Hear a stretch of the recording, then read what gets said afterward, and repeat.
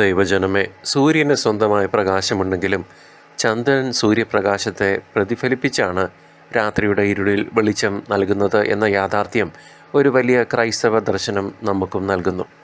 ചന്ദ്രനെ പോലെ നമുക്കും സ്വന്തമായ പ്രകാശമില്ലെങ്കിലും ലോകത്തിൻ്റെ പ്രകാശമായ ക്രിസ്തുവിൻ്റെ ചൈതന്യം ഉൾക്കൊള്ളാനും അത് മറ്റുള്ളവരിലേക്ക് പകരാനും നാം ഓരോരുത്തരും വിളിക്കപ്പെട്ടിരിക്കുന്നു.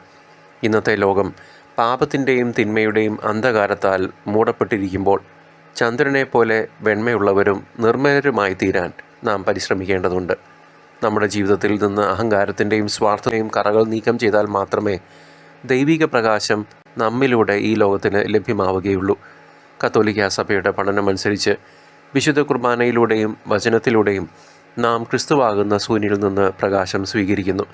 രാത്രിയുടെ യാമങ്ങളിൽ ചന്ദ്രൻ വഴികാട്ടിയാകുന്നത് പോലെ ആത്മീയ അന്ധകാരത്തിൽ ഉഴലുന്നവർക്ക് പ്രത്യാശയുടെ പ്രകാശമായി മാറാൻ ഓരോ വിശ്വാസിക്കും കടമയുണ്ട്. പരിശുദ്ധ മറിയം ക്രിസ്തുവിൻ്റെ പ്രകാശം പൂർണ്ണമായി പ്രതിഫലിപ്പിച്ചതുപോലെ നാം നമ്മുടെ ഹൃദയങ്ങളെ പാപക്കറകളില്ലാത്ത ശുദ്ധിയുള്ള ഹൃദയങ്ങളാക്കി മാറ്റണം. നാം എത്രത്തോളം ദൈവത്തോട് അടുക്കുന്നുവോ അത്രത്തോളം കൂടുതൽ തെളിച്ചത്തോടെ ലോകത്തിന് വെളിച്ചം നൽകാൻ നമുക്ക് സാധിക്കും. നമ്മുടെ പ്രവൃത്തികളും വാക്കുകളും ദൈവത്തിൻ്റെ സ്നേഹത്തെയും കരുണയെയും വെളിപ്പെടുത്തുന്ന കണ്ണാടികളായി മാറണം. അന്ധകാരം നിറഞ്ഞ ഈ കാലഘട്ടത്തിൽ ദൈവത്തിൻ്റെ സാക്ഷികളായി ജീവിക്കുക എന്നത് ഒരു വലിയ നിയോഗമാണ്.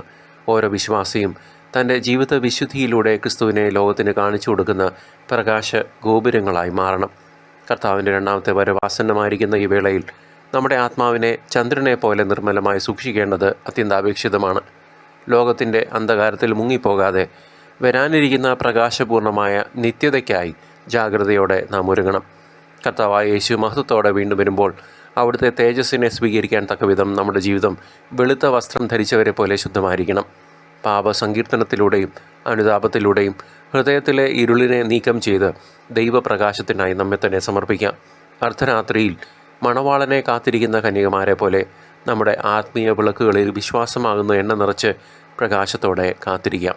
സമയത്തിൻ്റെ പൂർത്തീകരണത്തിൽ ക്രിസ്തുവിനെ നേരിൽ കാണുമ്പോൾ അവിടുത്തെ പ്രകാശത്തിൽ നാം ഒന്നായിത്തീരും. ഈ ബോധ്യത്തോടെ സദാ സന്നദ്ധരായി പ്രത്യാശയോടെ നമ്മുടെ ആത്മീയ യാത്ര തുടരാം. ദൈവകൃപയാൽ നമുക്ക് ലോകത്തിൻ്റെ ഇരുളിനെ അതിജീവിക്കാം.